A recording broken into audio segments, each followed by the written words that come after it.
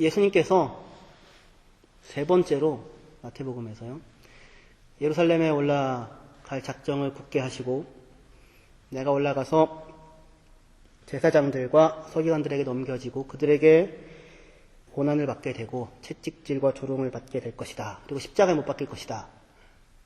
세 번째로 예고를 하십니다.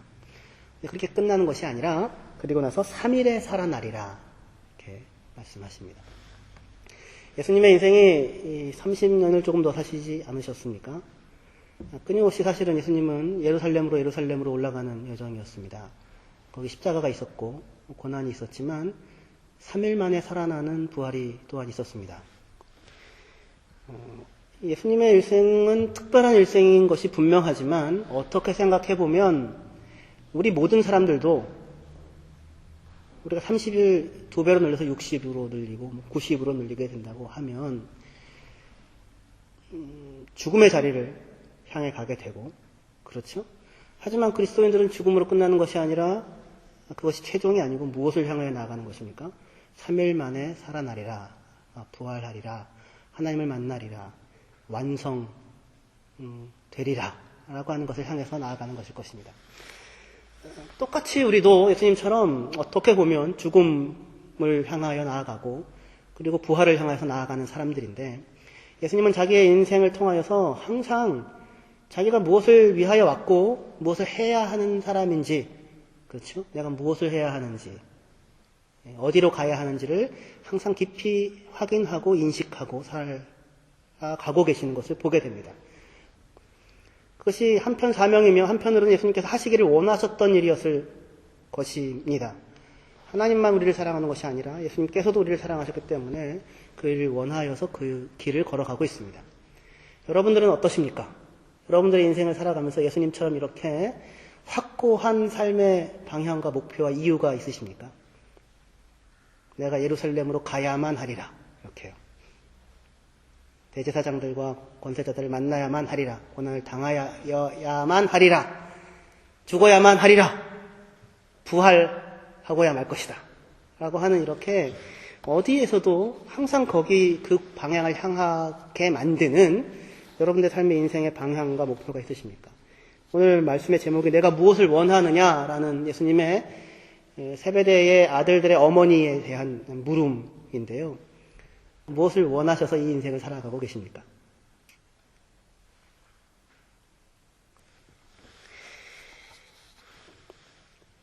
예수님의 제자들, 12제자 중에 야고보와 요한은 좀 특별한 사람이지요. 야고보와 요한과 베드로, 세 사람을 항상 예수님이 데리고 다니시지 않습니까? 근데 그 야고보와 요한은 형제입니다. 아버지가 세베대였습니다. 그 형제들의 어머니가 예수님께 와서 요구를 합니다. 뭔가를 요구하려고 하자 예수님이 먼저 묻습니다. 내가 무엇을 원하느냐? 너는 지금 무엇을 원하고 있느냐? 대답이 무엇이었습니까? 당신의 나라에서, 당신의 왕국에서 좌편과 우편에 앉기를 원합니다. 여러분들은 여러분들의 자녀에 대해서 이런 꿈을 혹시 꾸십니까? 좀 꾸시죠. 그래서 성경에 나옵니다. 성경에. 그래야 성경에 나오죠.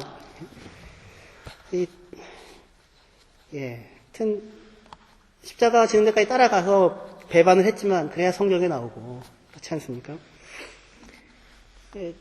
자기가 얘기하는 게 무슨 요구인지 모르고 묻습니다. 요구합니다. 좌우편에 앉게 해주십시오. 얘가 지금 뭘 원하는지도 모르고 그걸 요구하고 있구나. 중요한 거는 그게 아니고 내가 마시려고 하는 잔을 너희가 마실 수 있느냐? 그게 중요한 거다. 그럴 수 있느냐? 뭣도 모르고 예, 그럴 수 있습니다. 그래, 그렇게 하긴 할 것이다. 하지만 좌우편에 앉는 것은 내가 하는 게 아니고 하나님이 작정하신 자들, 그들에게 주어질 것이다. 이렇게 말씀을 하고 있습니다. 야고보는 12사도들 가운데서 가장 먼저 순교를 당했던 사람입니다. 44년 정도의 헤롯 아그리파 1세에 의하여 모든 12사도들 가운데 가장 먼저 첫 번째로 순교를 당하게 됩니다. 그리고 세베대의 아들 중에 또 한 사람인 요한은 아마도 모든 사도들 중에 가장 늦게 죽음을 겪게 됩니다. 모든 사람들이 다 죽고 62년에 예수님의 형제 야고보가 죽고 64년에 베드로나 바울이 죽고 그리고 많은 이 사도들이 죽어가게 되는데 요한만은 마지막까지 남게 됩니다. 그래서 이 세베대의 어머니의 아들들이 아니라 세베대의 아들들의 어머니인 아들. 이렇게 복잡한가? 야고보와 요한. 이 사람은 12제자들 중에서 가장 먼저 순교를 겪게 되고 가장 마지막까지 사도로서의 사명을 감당하다가 가게 됩니다. 모든 기독교의 유산을 자기 혼자 다 짊어지고 에베소에서 예수님의 어머니 마리아와 더불어서 그것을 마지막까지 다음 세대에 이어줄 자로서의 막중한 역할을 하게 하고 그야말로 마지막까지 쇠가 빠지게 일을 하다가 죽게 됩니다. 가장 처음과 가장 마지막이죠. 좌우편. 그것을 예감하고서 지금 이것을 요구하는지 모르겠습니다. 내가 마시려는 잔을 네가 마실 수 있느냐? 예, 우리가 마실 수 있습니다. 그래, 과연 마실 것이다. 하지만 내 우편에 앉는 것은 내가 아니라 하나님이 주시는 것이다. 이 얘기를 듣고 12제자들이 분노를 합니다. 만약에 12제자들이 야고보와 요한이 운명이 이렇게 될 것이라는 것을 알았다면 분노가 아니라 위로를 해주셨겠죠. 와서 이 엄청난 일을 맡아서 가장 먼저 순교의 일을 당하고 가장 마지막까지 남아서 이 유산을 책임지고 전달하는 사람으로 살아야 하니 고맙고 감사하다. 사실 이렇게 해야 되는데 지금 이 제자들도 그리고 요한과 야고보도 그리고 요한과 야고보의 어머니도 자기네들이 지금 구하고 있는 것, 원하고 있는 것이 무엇인지 모르고 구하고 있고 엉뚱한 것을 사실은 목표로 하여서 욕심을 내고 있습니다. 그래서 분노하기도 하고 합니다. 예수님의 물음, 당신은 나에게 무엇을 원하십니까? 네가 원하는 것이 도대체 무엇이냐? 라고 하는 이 물음은 우리에게도 동일하게 굉장히 중요한 물음이 됩니다. 여러분들은 지금 무엇을 원하고 계십니까? 예수님이 여러분에게 오셔서 이렇게 마치 다 해주겠다는 듯이 물으면 너는 무엇을 원하느냐? 라고 물으면 여러분은 지금 무엇이라고 대답을 하시겠습니까? 이 똑같은 물음을 예수님은 바로 이어 나오는 여리고 근처에서 만난 두 명의 소경 맹인들에게도 묻습니다. 다윗의 자손이여 불쌍히 여기십시오. 32절에 내가 너에게 무엇을 하여 주기를 원하느냐? 너희가 무엇을 원하느냐? 똑같이 묻습니다. 예수님이. 그들의 대답은 무엇이었습니까? 아주 단순하고 분명했죠. 보기를 원합니다. 눈이 열리기를 원합니다. 여러분들은 어떻게 좀 망설이셨습니까? 예수님께서 무엇을 원하느냐? 물으신다면. 근데 이 사람들은 아주 단순했습니다. 보기를 원합니다. 보고 있다는 것이 얼마나 엄청난 것인지 혹시 이들의 소원 가운데서 그 음성을 들으십니까? 애가 아파봐야지 건강하다는 것이 얼마나 감사한 일인지를 알죠. 공부 좀 못해도 상관없죠. 아프지만 않으면 되지 않습니까? 살아있다는 것이 엄청난 감사죠. 허리가 어디에 있는지 모르는 게 참 감사한 일이죠.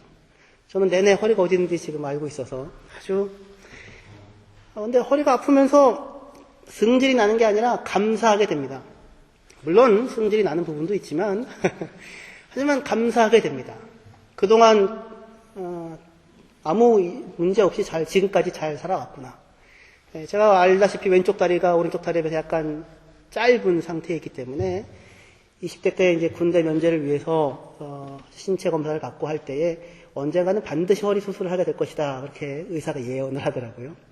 아직까지 전혀 키 크신 분들은 허리에 혹시 문제가 있어도 나는 문제가 없다 생각하고 살아왔는데 허리가 좋지 않습니다. 그런데 그것으로 인하여 승진하기보다 감사를 느끼게 됩니다. 지금껏 아무 문제 없이 잘 지내왔구나. 그리고 지금도 조심하고 운동하고 하면 살아갈 수 있겠구나. 괜찮구나. 감사하게 됩니다. 보기를 원합니다.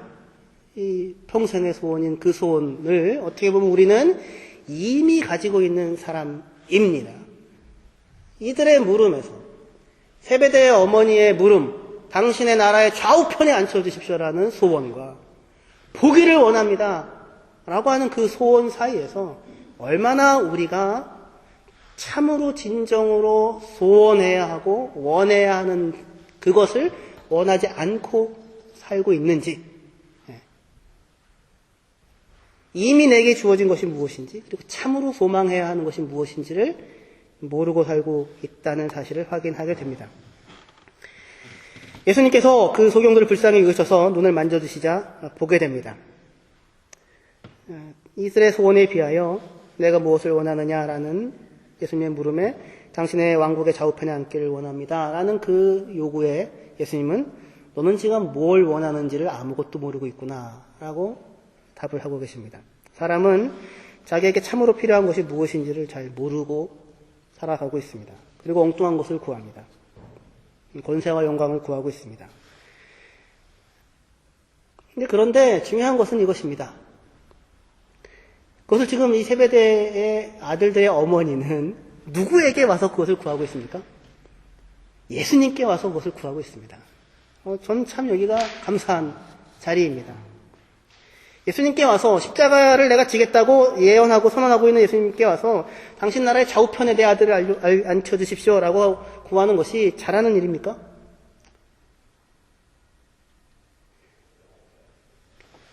잘하는 일이라고요. 아까 성경에 나온다고 하지 않았습니까? 예수님께 나와서 요구를 하고 있다는 말입니다.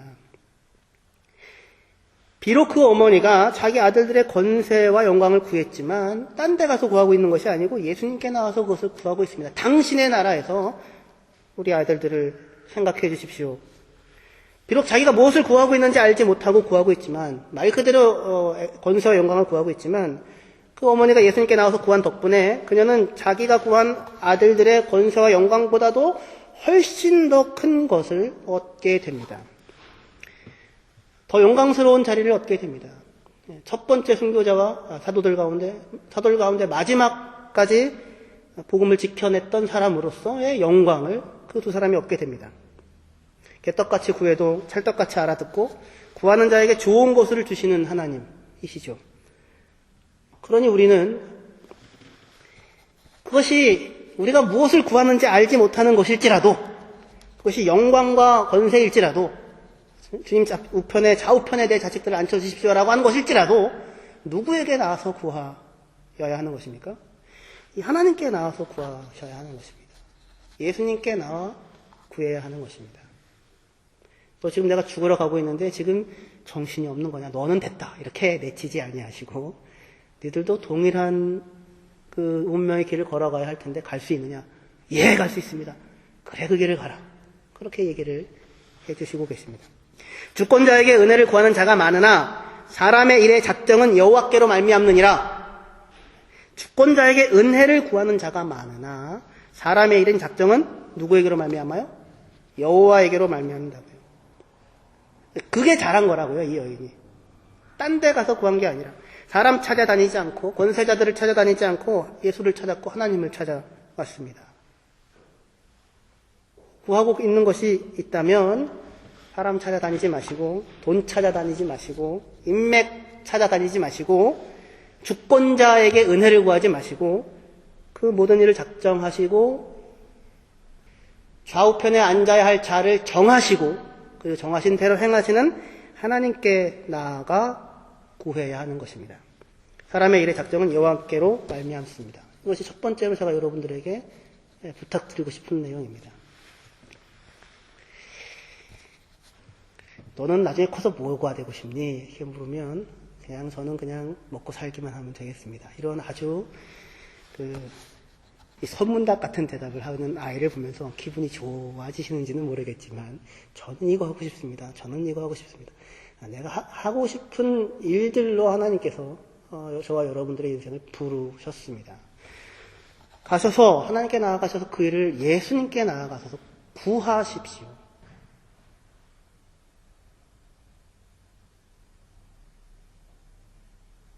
딴 데 찾아가지 마시고 하나님께 나아가 구하십시오. 사람의 일의 작정은 하나님께로 말미암은 것이지 힘으로도 능으로도 계획으로도 지혜로도 좋은 무슨 아이템으로도 되는 것이 아닙니다.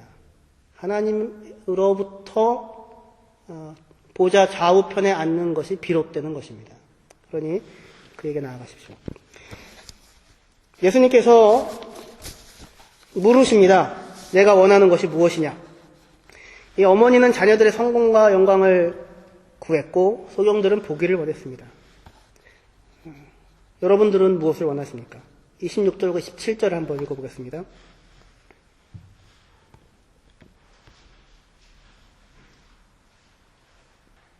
같이 읽겠습니다. 시작. 너희 중에는 그렇지 않아야 하나니 너희 중에 누구든지 크고자 하는 자는 너희를 섬기는 자가 되고 너희 중에 누구든지 으뜸이 되고자 하는 자는 너희의 종이 되어야 하리라. 예수님께서는 사람이 원하는 것을 이렇게 표현하고 계십니다. 너희 중에 누구든지 크고자 하는 자는, 너희 중에 누구든지 으뜸이 되고자 하는 자는, 이렇게 사람들이 원하는 것을 표현하고 있습니다. 크고자 한다, 으뜸이 되고자 한다라고 하는 말이 무엇을 원하느냐라는 말과 똑같은 말입니다.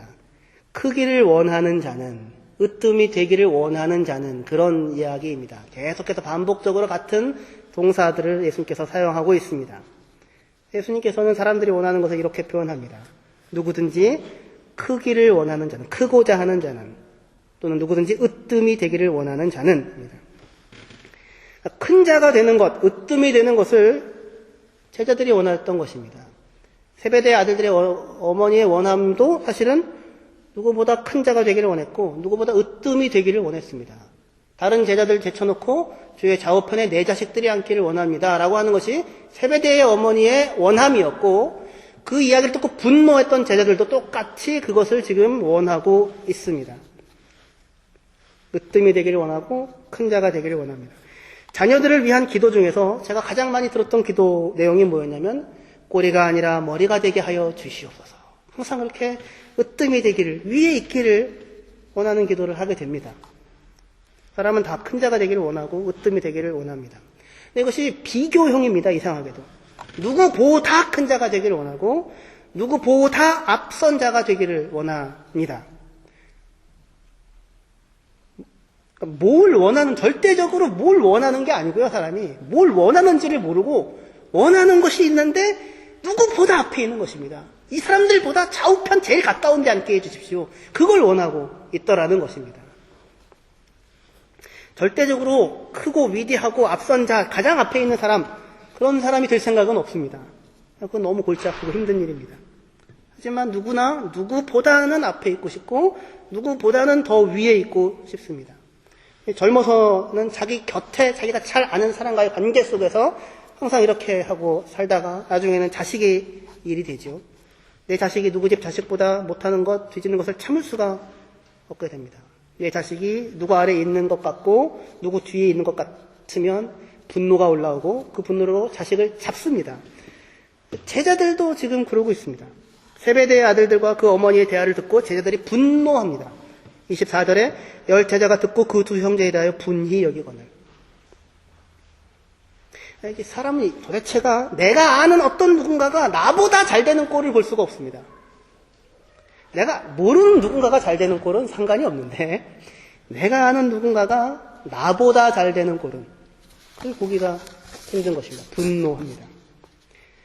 마태복음 21장 15절에 대제사장들과 서기관들이 예수께서 하시는 이상한 일과 또 성전에서 소리질러 호산나 다윗의 자손이 하는 어린이들을 보고 분노하여 예수께 말하되 그들이 하는 말을 듣느냐.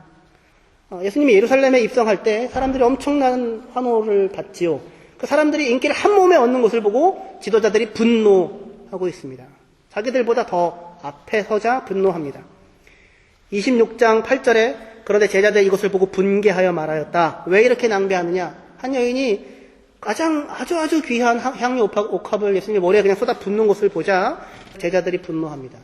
자기들은 한 번도 써본 적도 없는 그 비싼 것을 한순간에 낭비해버리는 것을 보고 참을 수가 없는 것입니다. 나는 그렇게 노력해가지고 겨우 이거 하나를 얻어서, 이 화장품 하나를 얻어서 감사하고 있었는데 어느 이 남편 잘난 저 옆편에는 상상도 못하는 것을 그냥 머리에다 그냥 한 번에 바르고 나가면 분노하게 됩니다. 권세와 세력과 부유와 풍부, 그것을 사람들이 원하는 것 같지만 예수님의 말씀은 그렇지 않습니다. 그걸 원하는 것이 아니라, 그 자체를 원하는 것이 아니라, 그것을 원하는 것은 누구보다 더 갖고 싶기 때문입니다. 누구보다 밑에 있지 않고 싶기 때문이고, 누구보다 뒤에 있고 싶지 않기 때문입니다. 누구에게 지고 싶지 않기 때문입니다. 사람이 어리석다는 것은, 그래서 정말 내가 무엇을 원하는가를 알지 못하고, 누구보다는 지지 않겠다, 누구보다는 조금 더 갖겠다라고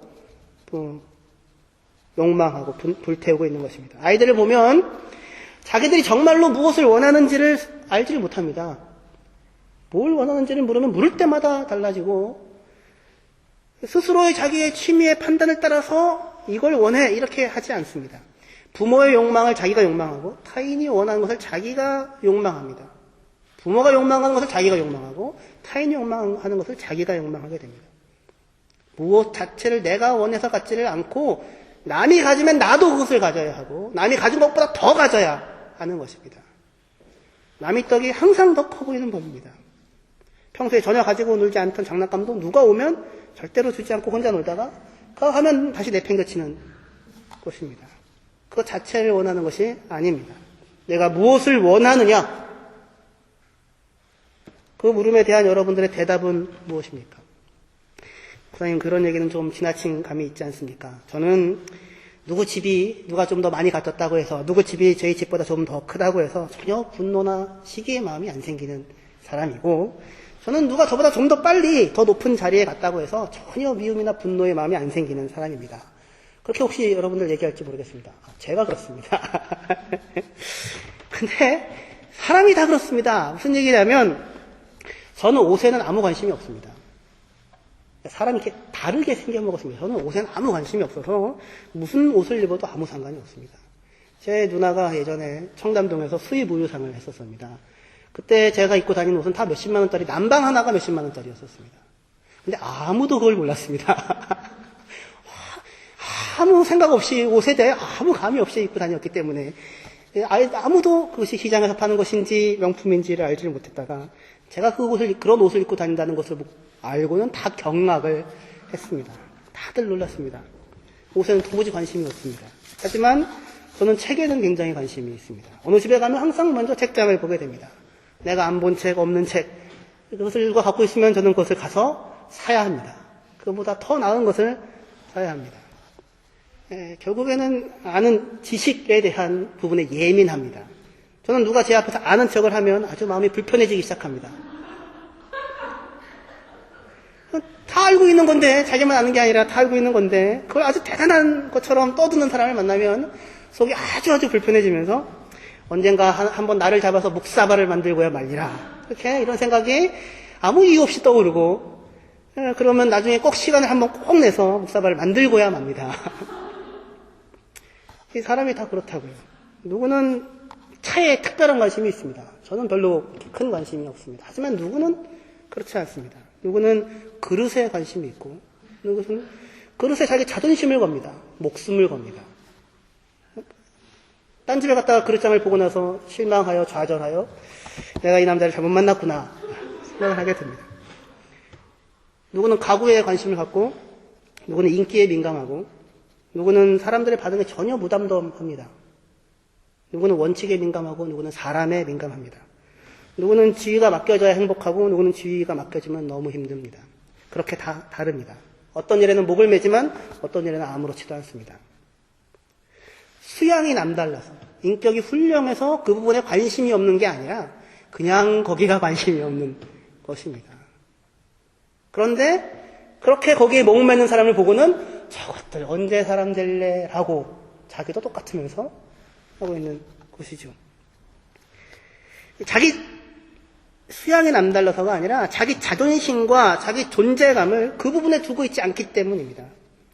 그러나 자기 자존심과 자기 정체성이 걸린 부분에 있어서 그것이 건드려지면 일은 달라집니다. 불편해집니다. 그 부분에 있어서 사람은 결코 누구 밑에 있고 싶어 하지 않게 됩니다. 결코 누구 뒤에 있고 싶어 하지 않습니다. 그럴 때 사람은 분노하게 되고 움직입니다. 그리고 그것을 내가 원하고 있다고 생각합니다. 그 자리에 가게 되면 언제 그랬냐는 듯 관심을 놓게 됩니다. 내가 무엇을 원하느냐? 여러분의 대답은 무엇입니까? 예수님의 대답은 이것이었습니다. 다시 한번 우리 본문을 읽어봤으면 좋겠습니다. 마태복음 20장 25절에서 28절입니다.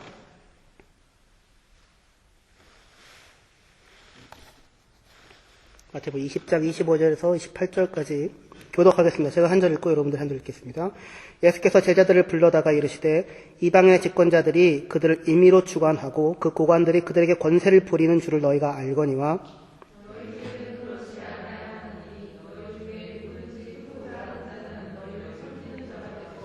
너희 중에 누구든지 으뜸이 되고자 하는 자는 너희의 종이 되어야 하리라.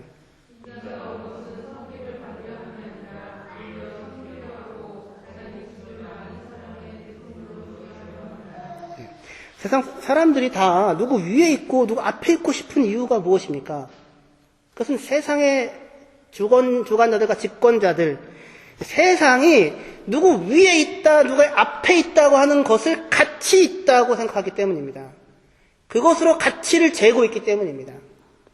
위에 있는 사람이 가치가 있고 앞에 있는 사람이 가치가 있다고 생각하기 때문에 돈이 많은 사람이 가치가 있고 똑똑한 사람이 가치가 있다고 생각하기 때문입니다. 1등하고 다 아인스 받아오는 사람이 더 가치가 있고 뒤에서 1등을 하고 똑같은 1등인데 뒤에서 1등을 하고 다 피해로 깔아오는 사람은 쓸모없다고 세상에 생각하고 있기 때문입니다. 그러나 그렇습니까?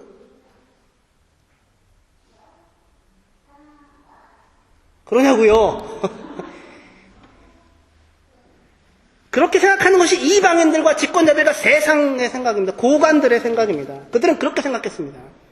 하지만 너희 중에는 그렇지 않아야 하나니 너희는 그렇게 생각하지 않아야 한다는 것입니다. 예수님은 만왕의 왕이고 하나님이신데 가장 크고 가장 앞에 가장 위에 있으신 분이신데 그는 가장 밑에 가장 뒷자리에 쓰셨습니다. 가장 밑에 가장 뒤에 섬김을 받으러 오지 않고 섬기러 왔습니다. 무슨 미사여구가 아니라 종으로 오신 것입니다. 누구 위에 서려 하지 않았고 누구 위에 서 있다는 것을 가치 있다 여기지 않았고 오히려 누구 밑에 서러 오셨고 누구 밑에 서 있다는 것이 더 가치 있다. 그것이 큰 자의 일이다. 라고 가치평가를 달리하고 계십니다. 누구 앞에 서서 머리가 되려고 온 것이 아니고 누구 뒤에서 제일 뒤에서 1등의 자리에 서려고 왔다. 인자는 그렇게 왔다. 라고 말씀하십니다. 그러면은 그리스도인들은 다 예수님을 따라서 뒤에서 1등을 하는 삶을 살아야 하는가? 그런 뜻이 아니죠. 인자가 온 이유가 뭡니까? 많은 사람들, 모든 사람들을 위하여 그들의 대속물로 자기 목숨을 내어주기 위하여 왔습니다. 모든 사람들. 자기가 중간에 서면 그 뒤에 있는 애들은 다 떨궈지는 거잖아요. 니들은 다 아니야. 다 가치가 없어. 어디로 오셔요? 제일 밑에, 제일 마지막 자리에 오신다고요. 많은 사람들, 모든 사람들을 위하여 그들의 대성물로 자기 자신을 주시기 위하여 오십니다. 가장 뒷자리에 서십니다. 가장 밑에 자리에 서십니다. 그들을 위하여 자기 목숨을 내어주고 있습니다. 제일 밑에 자리에서 자기 위에 있는, 자기 앞에 있는 모든 사람을 위하여 목숨을 버리기 위하여 서는 것입니다. 그것이 천국의 원리입니다. 책임 있는 자리에 서는 것입니다. 이방인의 권세자들은 주관하고 권세를 부립니다. 사람을 종으로 삼고 그들과 남다른 존재로서 자신의 위치를 권세로 확인합니다. 그래서 다 사람들도 위에 있으려고 합니다. 그러나 우리들은 아닙니다.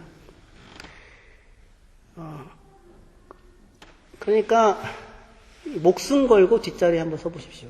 목숨 걸고 지십시오. 저 주십시오. 이해해 주십시오. 그게 목숨 걸 일이 아니지 않습니까?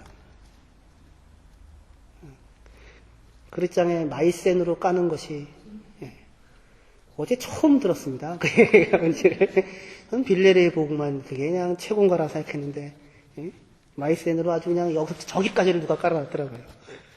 저는 아무 마음의 부담과 감동과 죽고 싶은 생각과 이런 인생에 대한 회의와 우울해짐이 아무것도 없었었는데 사람들이 어떻게 보면 사서 어떻게 보면 굉장히 중요한 그 일들에 목숨을 걸고 자존심을 걸고 자기 정체성을 겁니다.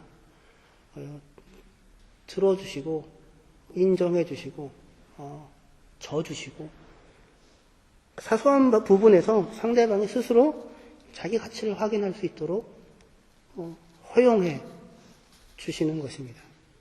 제일 뒷자리, 제일 밑자리에 서는 것입니다. 우리들은 다 포도원 품꾼 비유에서 5시가 돼서 들어온 포도원에 불려들여와진 사람들입니다.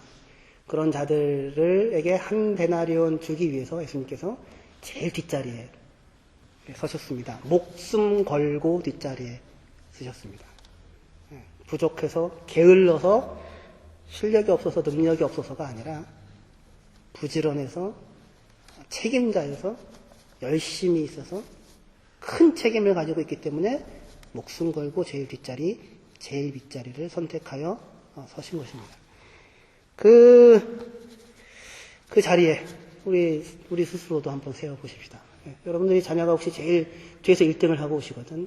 칭찬해 주시고 네가 예수님을 닮아가는구나. 근데 예수님은 목숨을 걸고 뒷자리에 있으셨으니 너도 한번 목숨을 걸어보자. 그게 어려운 일이지만 그 길을 예수 믿는 사람들이 한번 가보십시오. 장애인 벌고 싶어도 벌 수 없는 사람들, 아무리 해도 오랫동안 집중력이 없어서 공부를 할 수 없는 사람들, 도서관에서 5분 이상 앉으면 숨이 막혀오는 사람들, 그런 사람들을 위하여 우리가 가장 뒷자리에 서야 하는 것입니다. 그것이 너희는 그렇지 아니입니다. 뒷자리에가 가치가 있는 자리이고 밑에 자리가 하나님 아버지가 기꺼이 서시는 자리입니다. 태만과 변명으로 이것을 사용하는 것이 아니라 부지런함과 사명감과 목숨을 거는 치열함으로 이 자리에 서는 저와 여러분들이 되시기를 주님의 이름으로 축원합니다.